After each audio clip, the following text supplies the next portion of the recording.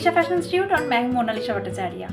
आप लोगों में से बहुत किसी ने इंडस्ट्रियल मशीन के बारे में पूछते हैं, कौन सा मशीन लेना चाहिए, कैसा मशीन यूज़ करने से अच्छा रहेगा। तो आज हम लोग इंडस्ट्रियल मशीन का अनबॉक्सिंग करेंगे और वो भी सिंगर की 990।